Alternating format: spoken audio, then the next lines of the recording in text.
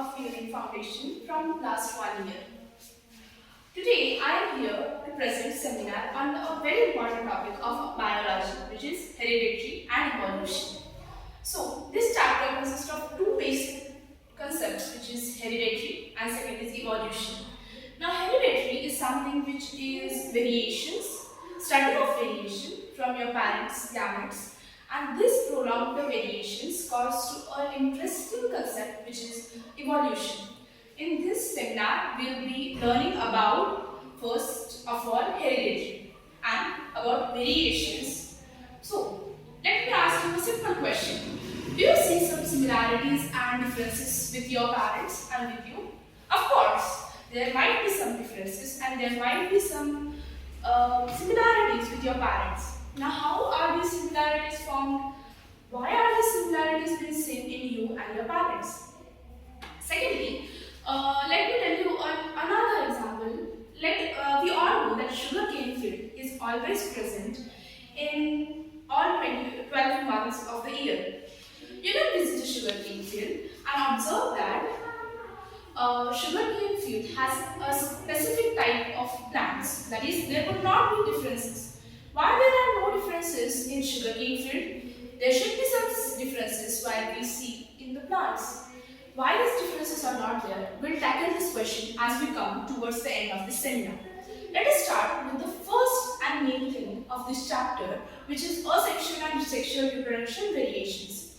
Usually, in asexual reproduction, there will not be much variations. Why are there no much variations in asexual reproduction? Usually, variations which are caused in asexual reproduction is due to mistakes in copying of DNA. That means, while a eukaryotic cell goes under reproduction, a DNA is being copied by the parent and then divides into daughter cells. For example, amoeba. So, the variation which occurs in eukaryotic cells are due to mistakes while copying of biological or DNA, so-called. As you can see here, the DNA. This DNA, while it is being copied, there would be slight differences in eukaryotic cell. While in a sexual reproduction, there would be two gametes present. Hence, a character consists of two genes, that is two segments of this DNA. Hence, one from the parent, one from the male and another one from the female. Hence, one character consists of two genes, and as we see there are two genes, there would be differences while we encounter DNA in sexual reproduction. Now, the next question comes, how this variation occurs. These variations are usually heredited or due to environmental problems. Hereditary means those which are found in our DNA. DNA, as I said, are usually in sexual reproduction from male and female gamete. Hence, there will be two genes, and one which will be dominant will have the character in the offspring. While in that of sexual reproduction, the changes would be due to environment and there would not be much differences in DNA while the changes are being acquired due to environment. Let us know some terms while we are considering variations. The first is clone. You might have heard about scientists trying to find a clone of human being. It is prohibited due to some other reasons, but a clone is usually found in asexual reproduction. What is a clone, by the way? A clone is a similar offspring or a similar organism to that of the parent. This is usually found in asexual reproduction. As I said, an example of sugarcane field, you will not see much variations in a sugarcane field. All plants will be similar. This is what a clone is. Or if you will take an example of protozoa, the so-called offspring produced by fission is what is called clone. The second comes gametes. Gametes are those individuals which are similar to the parents or similar to each other. In humans, we can see gametes. How is it? Take an example. We might see twins, 2 or 3 in our areas or in our society. These are what gametes are. Or the daughter cells which are produced during during reproduction in amoeba are also said to be as gametes. The next comes offspring. Now the offspring is the term used for the organisms which are reproduced sexually. Hence, there are two gametes present during sexual reproduction and so-called organism formed is called offspring. So as we have dealt with many terms, let us use these terms while we consider variations. As I said, hereditary variations are usually from the parents. So the variations which are created in asexual reproduction could be seen hereditary usually. So there would not be much differences in biological processes, while there would be much variations in environmental changes. In last chapter of how do organisms reproduce, we all have dealt with one example. Organism or the protozoa which is present while forming malaria is present in a human body or in the host body. While it goes under reproduction, it sees one thing which is favorable or unfavorable conditions. If there are unfavorable conditions, the cell goes under reproduction into multiple fusions. Hence, we can say that due to environment, variations occur, or due to environment, reproduction occurs. Due to environment, usually like light, temperature, food, water, or availability of necessary things is what environmental changes are. These are usually not found in the genes. So, while the hereditary characters or variations are due to formation in genes from the parent cell, while environmental changes are those which are acquired by a being during the process. Hence, there will not be much changes, and as soon as the living being dies, these changes would not be inherited to the next generation. The next comes inherited and acquired traits. As we have discussed with how these inherited and acquired traits are present on the basis of hereditary and environmental traits. Hereditary traits means the inherited ones which are from our parents, as said before, and those acquired traits are which are due to environmental. So environmental changes are which environmental changes leads to acquiring of traits. Now what are traits? So-called characters which comes in a being while living in this earth is called acquired traits or acquired characters. While inherited characters are those which are passed from generation from our ancestor or from one generation to another. So the reason why you seem similar to your parent must be inherited traits, while changes like learning new language or your speaking style might be due to your acquired traits. Next comes rules of inheritance of trait by Mendel. Now, as we have discussed how this variations comes and all those things, who decide whether which variations are at maximum level or at dominance? As I said before, in sexual reproduction, two genes are present for each character. That means two genes, one from maternal and one from paternal, decides what character it would have. For example, your mom is of small height, while your dad is of a big height or tall. What decides whether you will be tall or short? Both the characters should be present in your genes.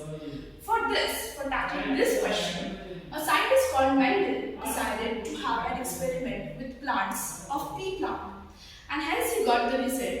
And this result helped in various new formation and new concepts in biology. Let us learn about rules of inheritance by traits by Mendel. Now he had considered the pea plant for this experiment. Question arises again: why consider only pea plant and not any other plant? He could have considered any other plant, like as I said, sugarcane, which is present all 12 months. No. The first basic reason for considering pea plant was it could be harvested within one season. So it would not have a prolonged period for understanding the conditions. If you would take another plant, it needed much more attention, as well as considering other problems like insects and beetles problems. These could have created much problems while having a scientific research. So he decided to take pea plants with 14 characters and 7 in pairs. That means each plant had 7 characters and 2 plants in total had 14 characters. He considered a plant which was dwarf and another plant which was tall. Considered one plant as petals with one color, while second with other color. In this way, he considered seven different characters one plant and seven different characters second plant, which was totally opposite to each other. Now, to understand one about inheritance of traits, there are two things which he proposed. First was monohybrid crossing and second was dihybrid crossing. Now, monohybrid crossing was due to monohybrid crossing was due to research of one basic character. That means he considered only one character while he was researching about pea plant.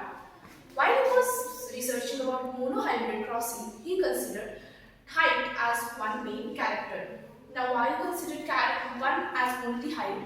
Because considering many characters would lead to problems while understanding, and this could have turned into demerit of his experiment. So, for a common person to understand, he needed to take only one character to understand easily. Hence, he considered one character, that is height. Consider the pea plant he taken, which has height tall, and a plant which was dwarf with height smaller. This could be written as TT, which is in capital, and the dwarf plant could be written as TT in small language. He considered, we can say that large alphabets are those which has dominance, and those for small letters are those with less dominance or recessive in this. We know that there are two genes in one character. Hence, when we consider height, 2T consists of plant with T and T as both characters. Hence, this plant would have all its offspring as tall itself, while the dwarf plant would have its offspring as dwarf itself. Now, we cross these two plants and form a result of four plants, and all these four plants had a single type of character, which was tallness. Why was it so? Question again arises. When these plants are crossing, the genes which are being produced are T, capital T and small t. As we know, the capital letter possesses dominance and small letter possesses resistance. So as there is T in capital as one character, the offspring so produced to all were having tallness as its character. While when he again crossed this plant into 4 more generations, he found that there were 3 tall plants and 1 short plant. This was because 2 characters were present in the genes, and hence offspring so produced would have different kind of characters. So, while he proposed this experiment, he had formed a ratio of this experiment, which was 3:1, which means in F2 generation, that is, after the parent get an offspring, this is F1 generation, and so-called F1 generation, when goes under reproduction, again, the so-called offspring produced is F2 generation. So during F2 generation, we find that there are 4 different kinds of plants produced, 3 of which are tall and 1 of which is dwarf. So in this experiment, he learned that 3:1 is the ratio for any kind of plants in F2 generation. But let us ask again one question. Why was this experiment necessary? Was there any need to understand this? Like, there must be some reason to find this conclusion. In biology, this is a very necessary experiment. What work did it do? There were advantages of this. First of all, to the animal. Variety of food could make variety of proteins, and usually different kind of characters may lead to different proteins or the biological things which are present in the plant. While when we see for human beings themselves, different variety, as we see different types of mangoes in different seasons. It's because of its sweetness, it's because it can be used for pickle. So different variety could give different proteins or different types of food materials to the organisms. So he created this variation. Also, it was helpful in the science, as we could have been able to understand how hybridization could help in formation of new types of plant for a living being. So this was an experiment which could be seen as heritable. Most of the experiment done in science has 4 minutes and 3 minutes, but done by the Mendels,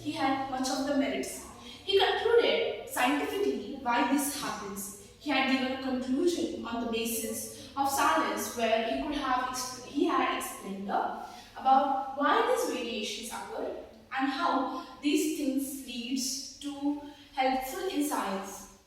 He also explained the ratio that he counted every type of characters in that plant. As I said before that there were 7 characters in one single plant and 7 characters in second plant which were opposite to each other. Hence, while he was learning about monohybridization, he considered one character and studied it totally in such a way that it could have been beneficial to common people as well, not only as scientists. Other scientists even researched about this and found it useful in biology. Next comes dihybridization. Now during dihybridization, he considered 2 characters. As we can see, while taking an example of monohybridization, we would have only one character. If we will take height as the character, the so-called produced plants would have 4 characters, that means 4 offsprings are being produced. Here you can find the T is big letter, that means dominance of tallness. T is again capital, that is dominance. T is again capital. So 3 plants which were present in monohybridization were tall, while one was recessive, that means both were small letters. This means dwarfness. Hence the ratio which we got was 3:1. Now when we took 2 characters, as we can see, 2 characters means 1 character have 2 genes, and hence there will be 16 outcomes. So he studied 16 outcomes of around 536 character plants. Hence he got another ratio which was 3:3:3:1. Each character had ratio of 3:3:3:1. Now what character did he consider was another major thing. Now he didn't consider height as the character to discuss. The character he discussed now was about the seed and the color of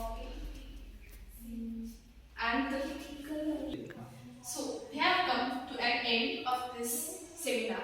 We have learned many things throughout this seminar in a wide range about sexual reproduction, variations, due to heredity. This chapter also consists about evolution part, which is also necessary for your need. For need, as we have come across, need and genetic has a major problem while students face in representing their thoughts in sheets. For this, you can use seminar as the method, because this method uses you to understand the topic vividly and also present it in the paper, and examiner could understand what your thoughts are about that topic or about that question.